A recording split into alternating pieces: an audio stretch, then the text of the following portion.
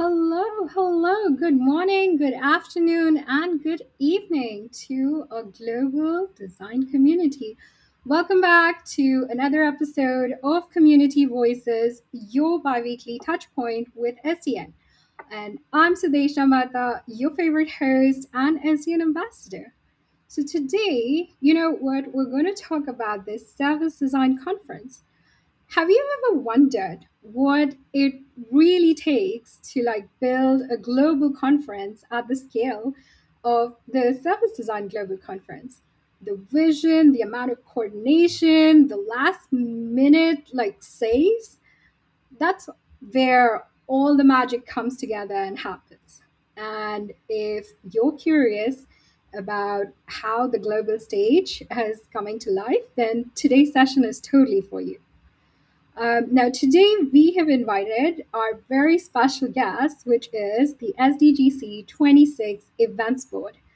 This is the team working behind the scenes, behind the curtains, making everything work seamlessly on the stage and bringing that bold vision and turning it into a global experience for everyone. So today we're going to dive into some of the stories, challenges, and some hero moments and community spirit of SDGC.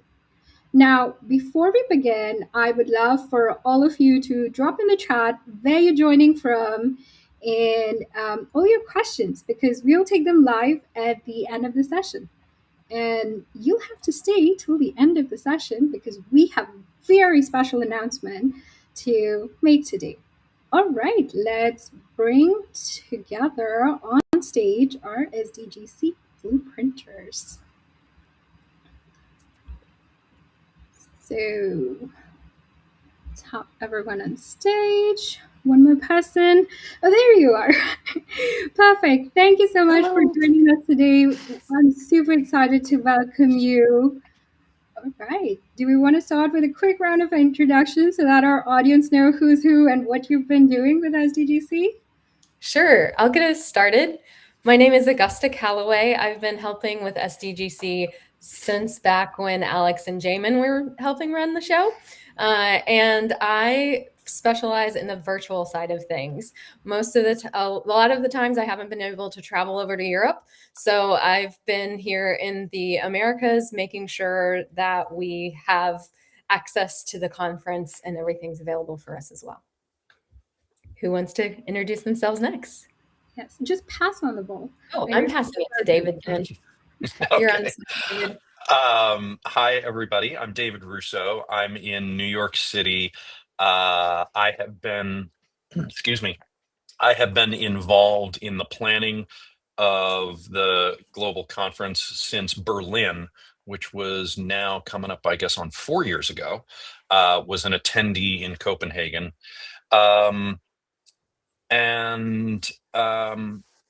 Yeah, I have previously worked on the content team, helping gather speakers, helping plan specifically what speakers we're going to have, evaluating some of their proposals, and have moved on to the attendee experience side of things. So planning the program, making sure that we are able to get you all where you need to be when you need to be there, and things like that, and work very closely with Augusta, particularly coordinating the in-person and virtual experiences. So Johanna, since I also work so closely with you. Yeah. Hello, everyone. Nice to have you all online. I'm Johanna Hoods, and currently I'm here in Turku. I'm based in Finland, and this year will be my 5th SDGC. So my first one was way back in Copenhagen. It's actually when me and Ines, for example, met. And then this is how the magic started for me. And my area of expertise and superpower is the tech stuff, the AV, the lights, the nitty gritty, cables, presentation tech stuff. I'm not really the tech person, but designers, we're we can do everything. So nice to have you all online, and hello to Federico. Ines, please do continue. Thank you. Yes, I'm Ines. I'm originally from Croatia, but I'm based in Munich, in Germany. I work for SDN as the conference event manager, and this will be my 5th conference. I work mostly to support the conference logistics, so everything from venue management to budgets, keeping finances in order, and just enabling the team, as it's not only us, there's also more members of the board, and we have a big conference team, some 25 to 30 people, enabling everybody within their respective teams to keep to the timeline, to keep us all together, and hopefully making their lives a little bit easier, or maybe sometimes also a little bit harder. It depends what's happening, how many deadlines are we approaching. But yeah, that's that. Perfect. That is beautiful intros. And here is the core team that is pulling together SDGC. So again, repeating, if you have any questions, drop it in the chat. This is like one of those highlight moments when we can get them all in one place. Very difficult to do. All right. Now I have a more creative question for you. And Johanna, you already answered it a little bit, but if SDGC were a movie and you were in a Marvel team, like a Marvel movie and Marvel team, what would be your superpower? Was it a question for me, or? You can start, like you can elaborate, but more from a creative spin. If you were a Marvel character, what would that movie's plot be, and what would your superpower be? Well, I wish I was a superhero for sure. I think the speciality for me is I'm the neurotic, how do you say, a neurotic person who likes the details. So I could be like the fantastic neurotic woman. So that is needed when you view the technical kind of issues, so to say. So when we follow a certain guidelines regarding tech stuff, the playbook, which is kind of the way we follow the program, and kind of the technical details related to presentations and such, I think a bit of neurotic side is quite valuable, because you need to see where something can go wrong, make sure that everything is in line, and you have everything that you need. And in the technical side, the AV side, the devil is in the details. So you have to kind of be precise on which formats to use, things like that. So yes, I'm the person who has like the zoom in power. Okay, perfect. I love that. I don't know what my superpower would be, but I can tell you, right? Johanna would be the superhero who just like magically makes things appear, right? She just like, right, there's a problem, boom, the solution is just there in her hand. Ines would be the one who is like standing in the middle of the chaos, just like holding the buildings from falling, and she can like stretch really far and just hold the buildings up. And Augusta is the one who just like whatever computation, like when something needs to be figured out, the answer just like magically appears in her head. Like she just like knows how to do like all the things, and it's just like, oh well, this is the answer, and it just, yeah. So. And I know David's superpower. So David, don't worry, I won't do it too much. So I would say David's superpower is wherever he comes, the energy shifts and everything becomes lighter and more happier and more positive. Yes, totally agree. Yeah, and I would say this other things. Yeah, I would say yeah. the superpower I hope I have is like one of connection. And I think maybe that's where I'm able to make the solutions happen, because I kind of know what's going on with all the different people in all the different places. And like for a broader scale, like why I do this year after year and why I'm such a squeaky wheel for the virtual side of the conference is I want to be like a connector for the epidemic of loneliness. And I truly believe that virtual stuff can help us get closer together. I think you have to have both. You have to be in person, but having that ability to make friends across the globe. Yes. And like when I talk to my friends in real life in person, they're like talking about some foreign country. I'm like, oh, Copenhagen. Oh, I know people there, you know? So it's just really cool and it's really fun. So I like that connectivity of it. Yeah. That is I incredible. think that I realized the question should have been like, hey, what's everyone else's superpower? And Yes. how you would. yeah. But I think it's pretty cool what Augusta said, and I think that's the essence of the global community. I mean, the creating these bridges on site, online, and making that happen for people, for designers.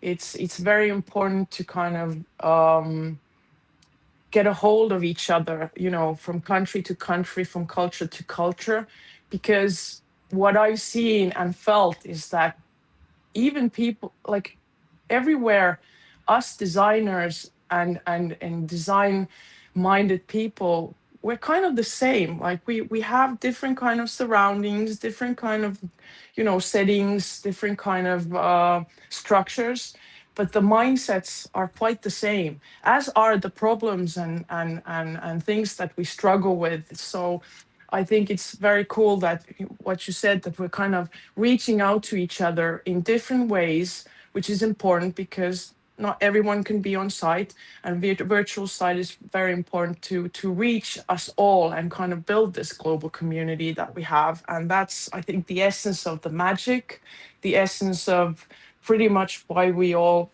love to do it as well, amongst doing it with absolutely wonderful people. So yeah, just Yeah, wanted to add to that. definitely. And that is so true. Like when we think about SDGC, one thing that like really pops up on the top of our mind is the community that we build with designers, technologists, like innovators from all across different industries. And I guess I am really curious, like, what is the moment you felt like that community thing to be the most powerful for you? Or did your community make you feel powerful? I have several. I'll start just a little while everyone thinks of theirs. So for me, it's just been being around over the years and seeing people like in the virtual conference pop up, and I know their name from some other something in SDN, and I can reach out and say like send a private chat or hit them up on LinkedIn and say, hey, how are you doing? And there's still people like Jane Phillips, for example, that I know I need to follow up with, that like I saw on the virtual conference and still like know and remember. So for me, it's just being around long enough to see the same people again and again in the same rooms. That's a great statement. I think I had this. I attended multiple rounds of events with SDN chapters, and then with actually, I think the Next Generation Global Conference. That was a different online, completely online conference, and then yeah, so you can actually start almost building like friendships, not only just professional Yes. relationships, because you're Yeah. working together already as a part of the community, and then you also meet these people year after year. I know Bridget actually calls them like this is like a family reunion that happens every Yes. year. Yes. Yeah, Yes. yeah, it really is like that. I met, I met David in Copenhagen. He was an attendee. Johanna happened to answer one email where we needed support first. She ended Yes. up Yes. on the team. Augusta was here before me. I learned a lot from her about the conference. And for me, it's this connection that we all formed. as said, Yes. it's not only us, it's a lot of people here, also the SD and HQ team, and everybody's really supportive. And I think at the end of the day, we do this year after year. It's a yearly long process. It's can be time consuming, it can be hard at moments. We have a lot of challenges, which some we don't have any influence on. And yes, at the end of the day, it's just nice to meet on site, also virtually. And yes, I think that connection is something which is really strong. And it's nice to work with people who are who you just, you know, love to work with. You love them as people. You love how they work. Even if there are challenges, everybody is very positive in how we will solve them. My absolute favorite moment in the history of my involvement with the conference was arriving to the venue for the first time in Berlin. It was the first conference I had been involved with as an organizer, and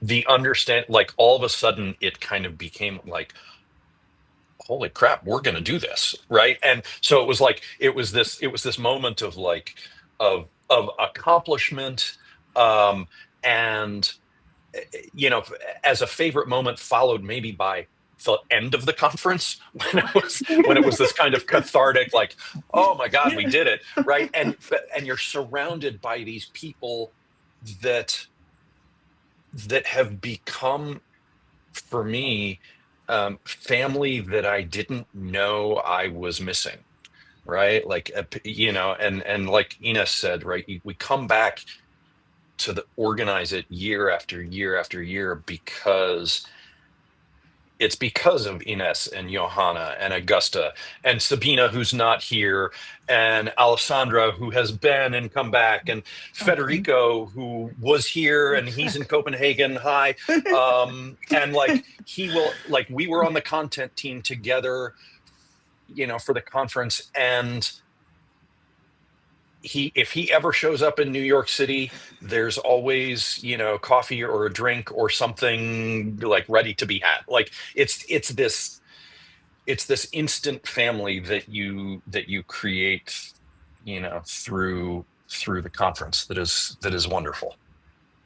Yeah, that is super incredible. Johanna? Yeah, I totally agree. What David said and others before, it resonates, because it's like you've met this family that you never knew that you wanted and could exist. And it, you know, people are all around the world. We have like family members all around the world, and it kind of makes the world a smaller place. Like, people come to Finland, I go somewhere else, and, you know, okay, there's actually someone I know from there and from the conference. And of course, the team that creates the conference, we do have a special bond, because creating something which is very intensive, especially when the event days are on, it creates something that, you know, that experience is very intensive, and it kind of builds these relationships that last, I believe, forever. But also, not only the teams that create the conference, but the attendees, who keep coming from year to year from all around the world. And you meet them in Helsinki, you meet them in Dallas, Texas, and like, you see them again, and it's wonderful. And it's like, it makes you feel, it just gives you this feeling of I don't even know what to call it. It's just love. It's love for the people, for the community, to the world, and the sense that the world is not huge and scary, and you have people that are your support, not only as friends, but as, you know, fellow designers, fellow professionals. It's pretty cool. I don't know what the word is, but there is a word, I would assume. Actually popped up in my head, and tell me if that resonates. Belongingness. I think Yes. that's Yes. Yeah. Yes. belong. That is that. And I think designers sometimes and many times feel in their organization or in the society maybe some type of rebels, or I don't know, sometimes I feel like you don't belong here. You're always like against the grain or trying to push something that, you know, that it's not always easy. The work we do isn't easy. The structures aren't easy. The changes that you want to push in aren't easy. But then you find this kind of group of people, the community, that makes you feel stronger. It makes you feel that you belong to something bigger than yourself and what you do day to day. So contributing to that and giving back to that and being part of it is pretty awesome, I would say. So basically, you're saying we're just all trauma bonded. Basically, yes. Is really what it is. Yeah. That's Heard it true. before. Well said, David. Now we're getting somewhere. Oh my Makes God. sense. Yeah. That's why we keep doing this from year to year as well, because this is like, it goes deep. Yeah. I think the first ever trauma that everyone comes with as a service design, how do I pitch service design to people who don't know what service design is? I've had that question so many times. Well, I can say something about that. I'm not a designer. My background is in economics and business, and when I first was contacted and found a little bit more about this opportunity, about a job with SDN as event manager, it was the first time I heard about service design. So I Googled what is service design, and I read service design is the design of services. So I was not much smarter. Thinking, okay, good. Of course, did a little bit of more research, but still things were not very clear to me, even though they're obvious. And after a few days, I couldn't stop noticing service design or lack of it. And that's something which just now on everyday basis, and maybe I'm a little bit annoying to my friends and family who are also non-designers, that I always bring some parallels and this and that, but it's just this whole world open to me that I didn't know exist, but just makes things in general better and better functioning. That's incredible. You just described all of our experiences, if I can speak for everyone, that, hey, we keep noticing all these things that are missing. It's like, this needs a better design. But Ines, you explained it so beautifully in such simple words. I think we need a whole episode with non-designers here to explain it to other people. For sure. All right. Now, coming back to, there were two things that David mentioned. We work online for like a whole part of it, and then we're there on the venue, except for the team that's actually doing experience design at the venue. But most of us work online, and then we just show up. When is it that you guys feel the energy shift that, oh, it's actually happening, and it's happening, say, tomorrow? Oh, I think I'll start, if y'all don't mind, on this one, because I think the virtual side starts first.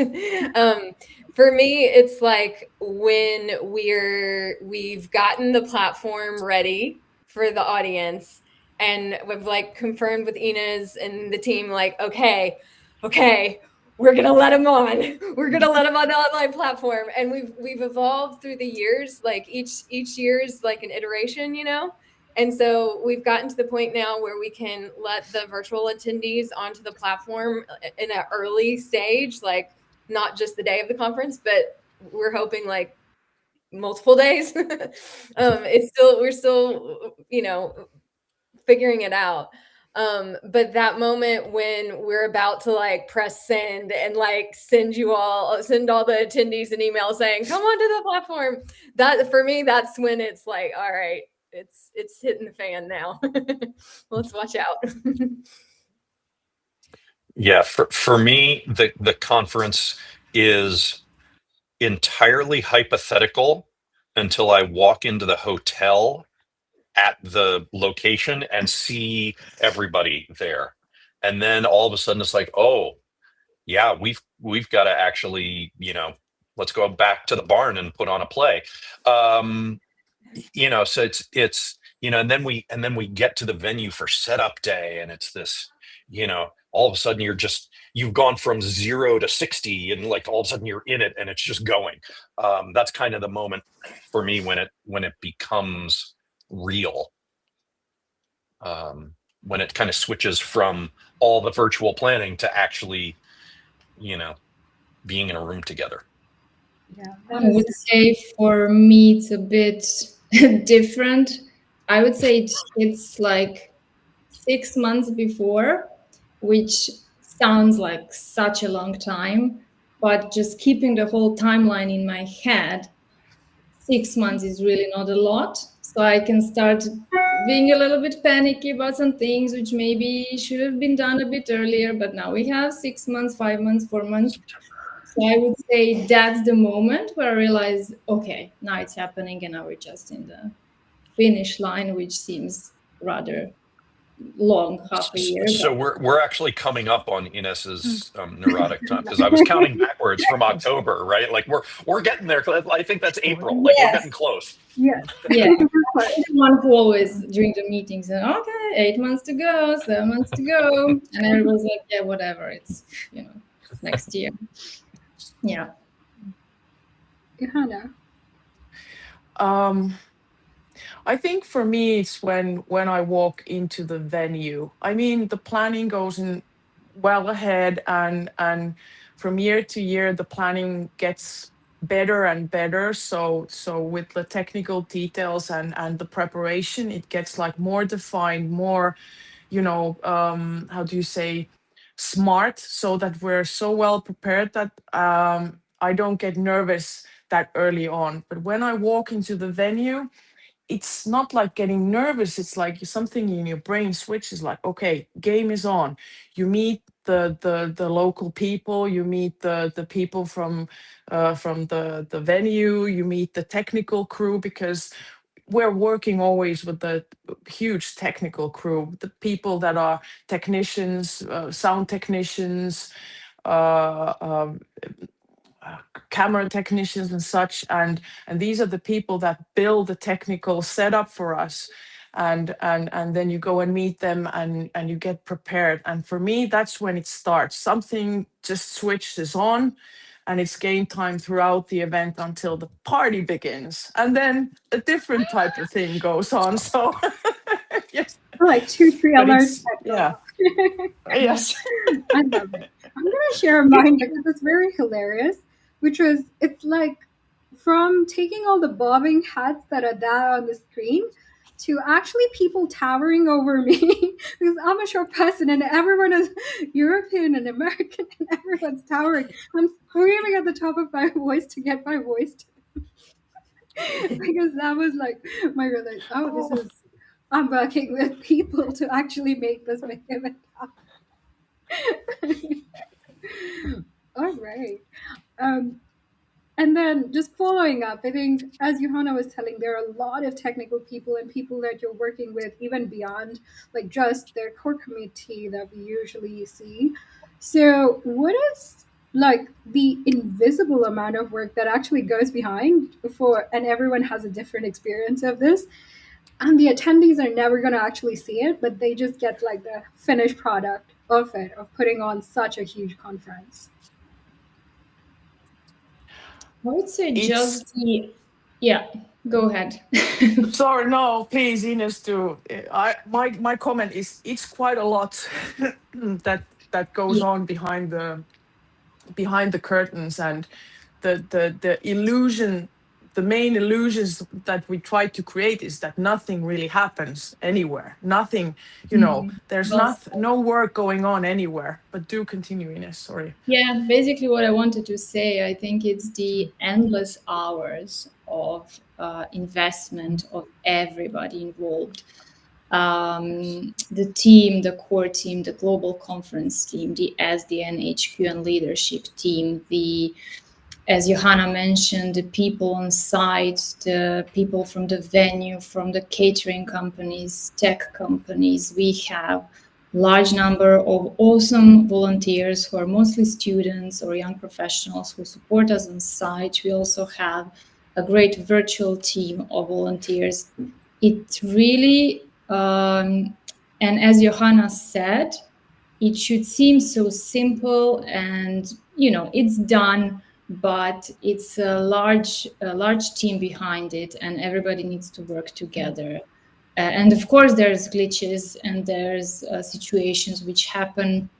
But as you come on site or also virtually on the platform the day, I think you're kind of just in this autopilot mode. And okay, let's just do one issue, second, and let's just go. And I think for us, probably the setup day is the most intense day, and the first day of the conference, because also on the Wednesday, on the setup day, we have our workshops.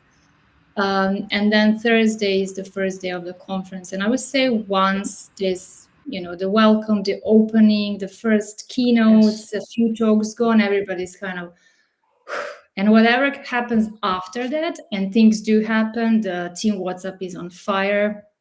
It's just message after message, and everybody's just jumping in to solve issues, and people mostly don't see it, right? Things happen which people do see or hear, but mostly it's not something that attendees would notice.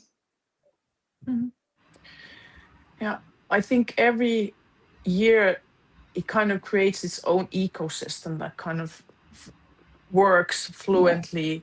It's the first, first spoken words during the first day and everything, and then the ecosystem starts to like move on its own. Every time is kind of different, but it starts to resolve any problem that comes along the way, and it's pretty cool to see when it starts to really flow. Usually the first day is like, stress levels are high, they start to slightly drop, and then they go and up and down and up and down. And the second day is something that, okay, we already have this ecosystem built, we know how to, do it. The second day is always like we can kind of enjoy the flow, even though there's stuff to do and things happen, you already know how to resolve them. So it's like this.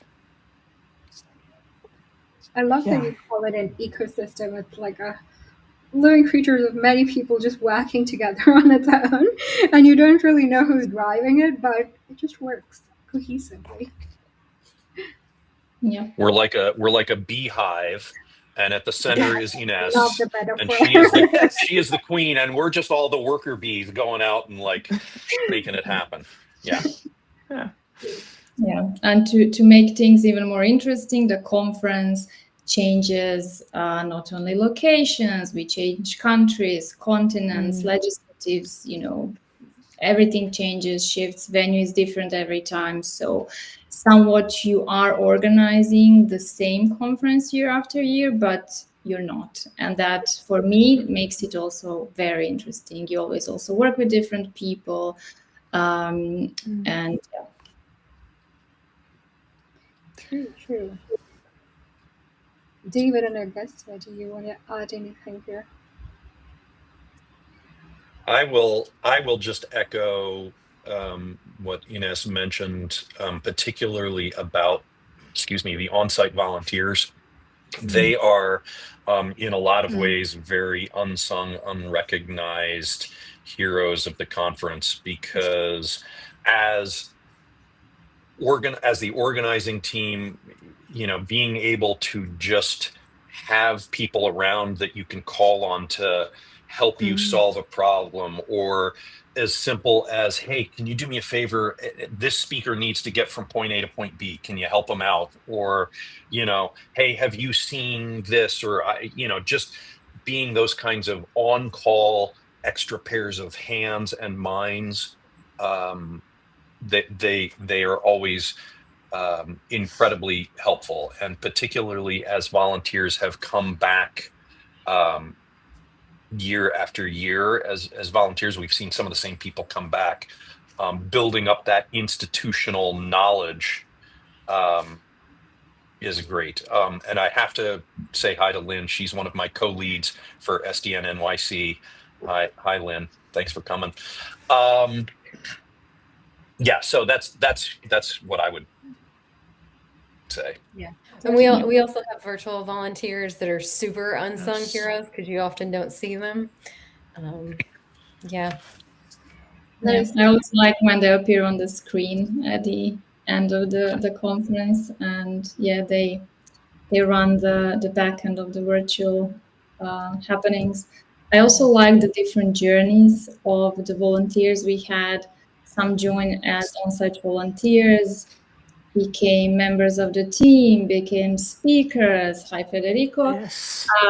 Many people just had wonderful journeys, and that's also nice things to see. That's really exciting. I think a lot of people have come in and then they've shifted roles. And I guess you all have been with the conference for so long, so you've been in many roles as you've gone through this. That is really great. Okay, now I'm going to pitch back to one of the things that, again, you guys were talking about. What are some of the oh no moments that have happened, if you can reveal to us? I have one. Oh, this is my hero story. Yeah, so Neshda, I have one, and it applies to what Ines was just saying about the virtual volunteers. At the conference in Dallas, I left you off as a virtual volunteer of the picture, and so at the conference, it wasn't your picture was not there, and then we had someone on our team Photoshop you in. So when we did it in the social media, we had Sudaneshna on it. So I mean, there's so many people helping, so many things to do, and that happens. It's a very last minute thing, and your brain is already fried, and you're not on all the cylinders. So there's things like that we need Ines's help with, of making sure we track the work, identify the work, and get it done ahead of time as much as possible, so that we can just be in go mode when it's the event time.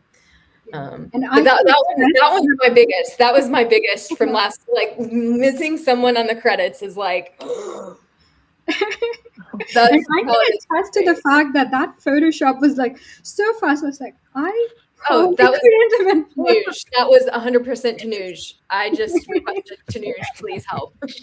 Tanuj to the rescue. So, yeah. Right. Ines, I'm looking at you for some more insight. Yeah, there's many. I would say the first big one is me being on my summer holidays, receiving a message that the venue in Copenhagen canceled part of our contract and all the side rooms. That was a big shock. Yes, that was a big shock, and the team worked together. At the end, we pulled out a one-track event. We worked with all the limitations we needed to work. But things like, things we can't control last year, just the global, happenings, the global dynamics influenced the conference as well. Then the things like the keynote speaker canceling on the day before, which we had in Berlin. That was Berlin, yeah. And sadly, it was the reason which, it happens, life happens. But yes, we, at the end, worked around it as well, turned out okay.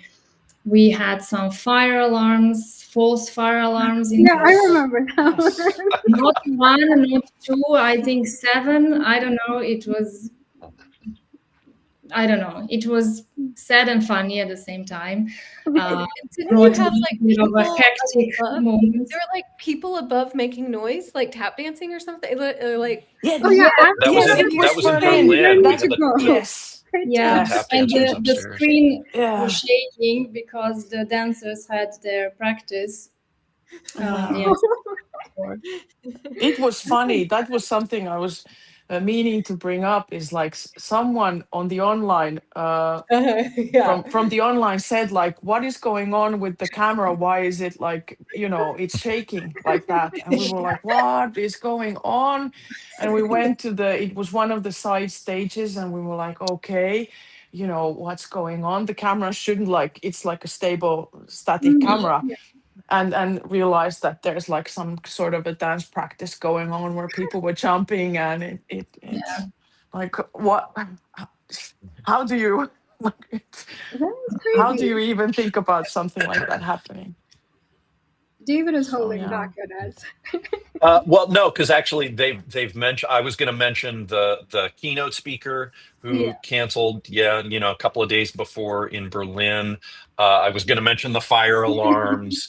I do remember when in Berlin when we realized that the stairways were so narrow. Like we didn't, we somehow that we didn't maybe account for that in the planning, and we got there and people were trying to go up and down to the venues, and the stairways were basically one person wide, or like a person and a half wide. And so we had to kind of find some workarounds there. And, I guess there are always things like that at every conference that you plan and you plan and you plan and you plan and you think you've got every contingency thought of, and then you get there and you go, oh, right? Like we didn't even think of that. Or, in some cases, like the keynote speaker having to back out. Like sometimes it's things beyond our control. But what is great about the conference and about the people that we work with, the volunteers, the events board, is that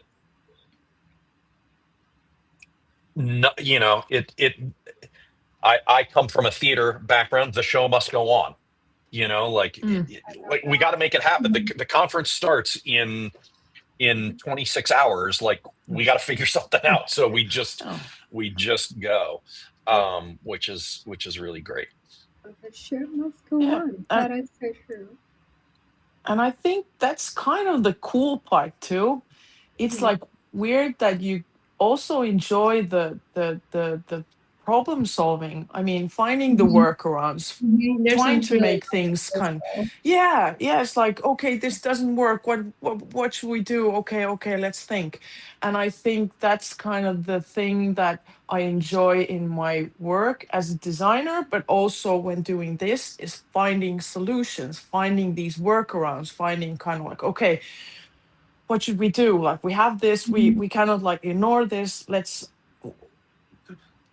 somehow figure something out. And we've always figured something out. And that's, I think, pretty cool, I would say. Yeah, that's incredible. By the way, I'm there on the marketing team, and a lot of the things that they've been talking, I didn't even know that that's happening. So it got solved within the core team, and we didn't even realize. So kudos and hats off to you. I'm giving like each of you a crisis manager badge to put on. All right. Now, we're pretty much coming like at the end of the conversation. We have 15 more minutes before we'll take Q&A for the last. So I'm going to end the conversation just broadly by talking about our upcoming SDGC. So tell us, without giving away any spoilers, like from vision to like blueprinting and a little bit about the theme, tell us a little bit about the upcoming SDGC 26.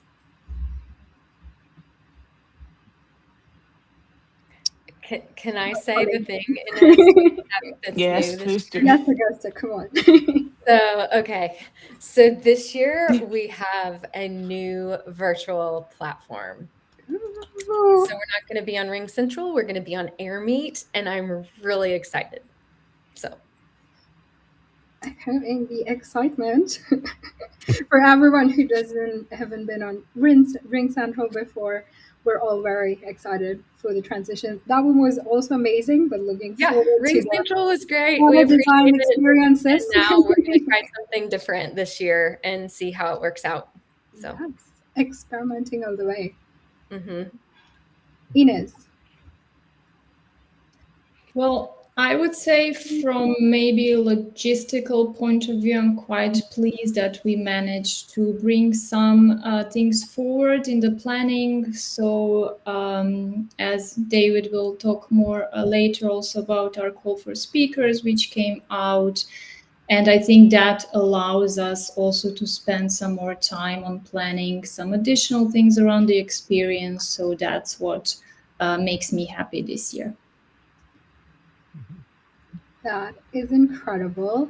I'd love to hear a little bit about the theme as well, like the Beyond Boundaries. And maybe David, well, it was a surprise, but David, call for speaker, if you mind. I'm sorry, I didn't hear.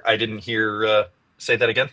Oh, I say it's the time for your announcement for call for Oh, speaker. yes, that. Yes. So as Ines sort of hinted at, the call for speakers has officially gone live.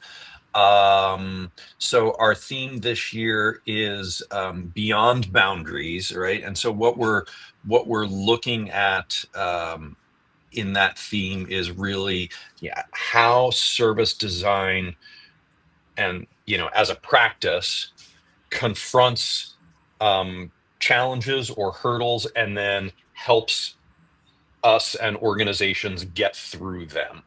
And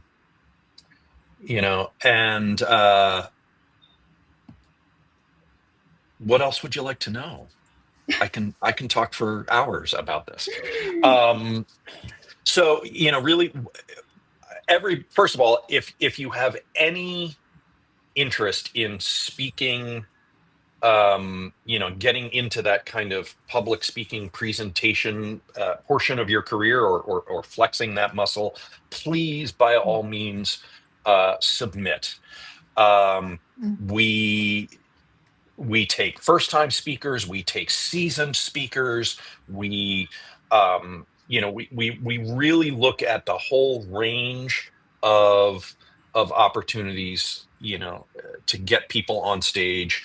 What we look for in terms of, what makes a good presentation is to have it be personal. It doesn't have to be a personal story, but make it your own. Don't show us something we've seen over and over again. For example, right? I know AI is everywhere right now, and talking about AI is everywhere right now. If you want to come with a presentation about something having to do with AI, great. We'd love to have that on stage, but bring a new spin to it, bring a new perspective. Don't just bring us AI is here and the world is on fire, right? We all hear that everywhere, right? So bring us something new. Or we're particularly looking this year, we would love to get more case studies, right? So again, to bring the AI example again, right? How are you using AI, or how did AI help you break a boundary for your organization or for your practice? And where are things that attendees will learn something from your experience? And in evaluating the submissions themselves, we ask for a lot of things in the submission. We ask for a treatment and kind of a summary of what your presentation is going to be. We also ask for a video of you talking about your presentation. It's very important to me particularly, and to the content team in general, right? We want to see you bringing excitement to the stage. Right? If you're going to be on stage in front of 250 people, right? However the conference breaks out, we want to know that you can carry a room. So when you're doing that presentation, bring your best energy. We recognize and encourage that. We know that English may not be everybody's first language. We don't care about that. We are also offering for the first time. Can I say this, Ines? Can I go down this road? About content language? Or Maybe. maybe we are We we didn't use are the crude word. some of our content typically Might our content has be. I'm sorry, what's that? Might be. We don't know yet. Might be. Yes, We're we are considering the fact that content might be offered in German this year as well. So if that's a more comfortable language for you, we will maybe have some opportunities for that.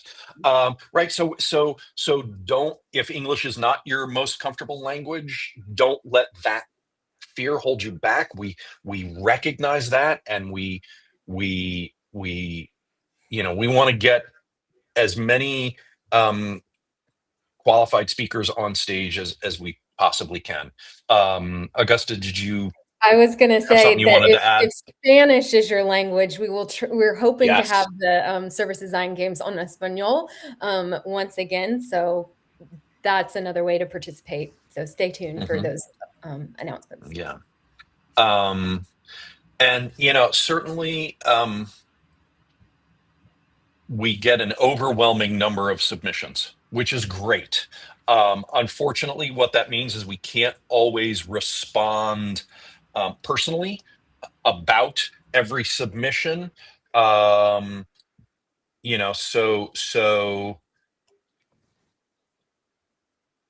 we will do our best. And the same goes for the call for volunteers. Yeah, that is amazing. David, you're already taking away the questions that people want to ask. Anyway, let me open the Q&A for us. And that gave you hopefully a lot of context into the call for speakers. If you have any specific question, please drop it in the chat. We will pull that up.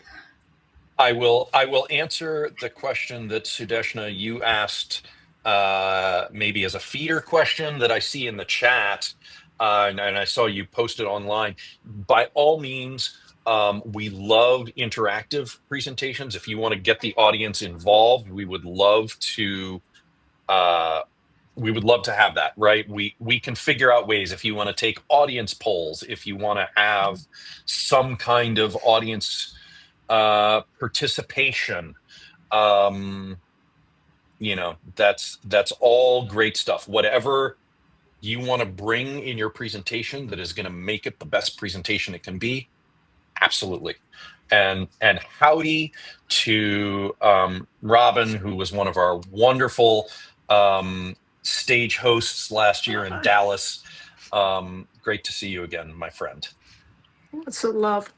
Awesome. Perfect. As people are dropping in questions, I always have questions for you. So I think just broadly, when we were thinking about beyond boundaries, I'm curious, do you have like a preference for, it needs to be cross-geographical, cross-cultural? Is there like in cross-industry, is there like a need for a certain level of, agnosticness in terms of the strategy? Can I take this one, y'all?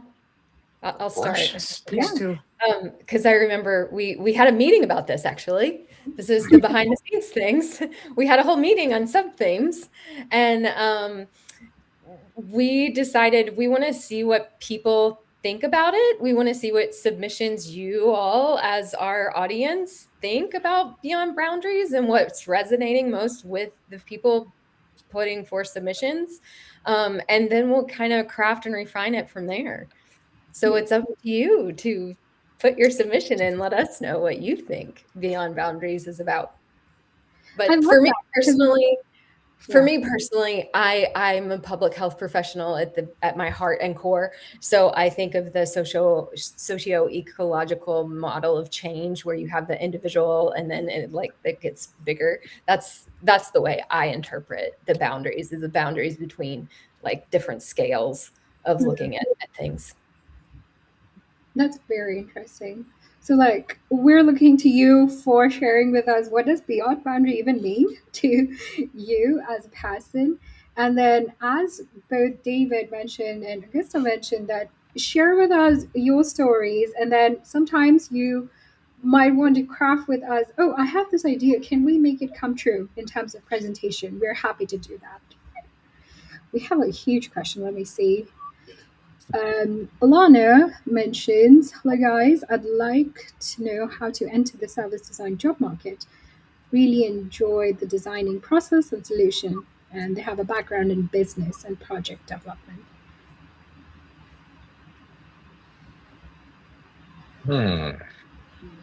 I have a suggestion.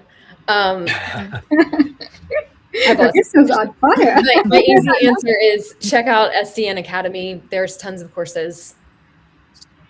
Yeah, actually, the practitioner's course is like super beginner friendly. I'd taken this course just to get a sense of what it was like, and then we had like a very beginner friendly curriculum that helped all the professionals that came from different industries to find out what they're already great at and where they can plug that in, and secondly, what are the skills they need to take on. So we did it through a project, so that was incredible. And then there is the master class that is upcoming. So if you feel like, hey, I've already done a little bit of service design, I understand the basics, and I want to jump in and become like a professional, that is your space to start. And that actually starts in April, I believe. Let me pull that up for you.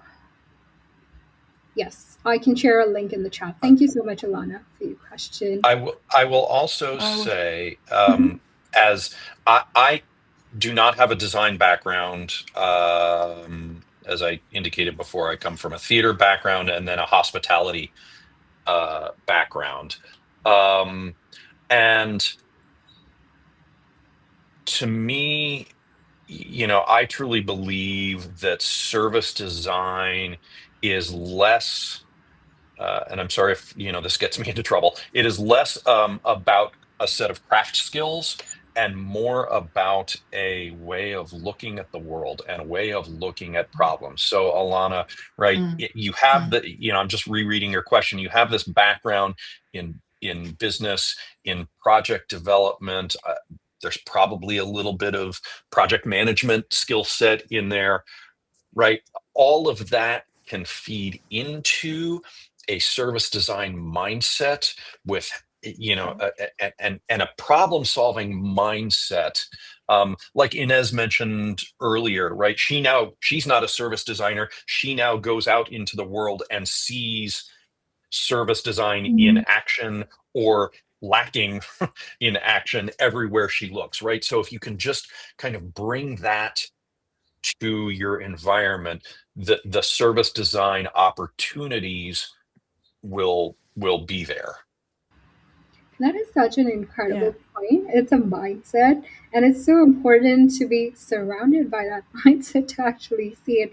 Because just as you're doing, watching community voices and interacting with other service designers, will start to get you in the space of it, and then get a sense of what that perspective looks like. All right. Thank you so much, Alana. We're actually on top of the hour. I'm going to take one last question for our amazing guests today to wrap this up. If you have one advice for the audience, like how to network better in SDGC, how would they do that? One liner, fast, like this is a fire speed round. Johanna, I see you super excited. Can you repeat the question? I need to do the. Can I network better in SDGC? One of the questions we've received a lot during the last SDGC conference. On site, go and meet people, share thoughts, whatever, have a coffee, meet people. And I think online it's also about kind of courageously contacting people, getting to know each other, share stories. So kind of connecting to people straight and with courageous state of mind. I love that. Have the courage, reach out to people, and don't hesitate to just knock and be like, hey, I want to talk more about service design. Augusta. Yeah, just Oh, go ahead. I was just going to say, just show up, just start talking to people. Like, don't think of it as networking. Just have a conversation with somebody. Yes. Just introduce yourself. The conversation will go where it goes. Maybe you'll talk about service design, maybe you won't, but just meet people. Just be your normal, friendly selves. I know that it's, not all of us thrive in that kind of public environment, right? It's a conference, there's a lot of people, right? So do whatever you have to do to restore your energy, but when you have those moments of energy, just come and be with people and just Amazing. Thank you, David. Yeah, so I'll piggyback on that one, and I'll switch into my Southern accent. So my granddaddy taught me and my mama taught me, like, the most important thing ever is be the first one to speak.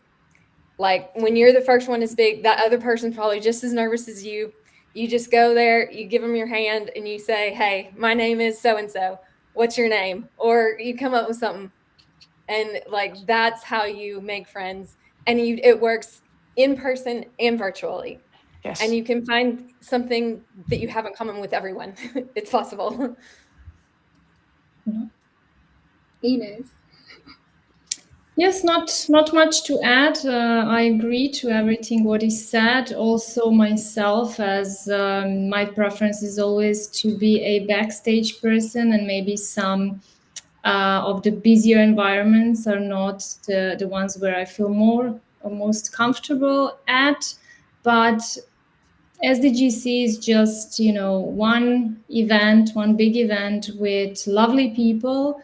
Just come, interact, talk to people. Everybody's nice. You can have great conversations, great discussions, and yeah. Awesome. Thank you, Ines.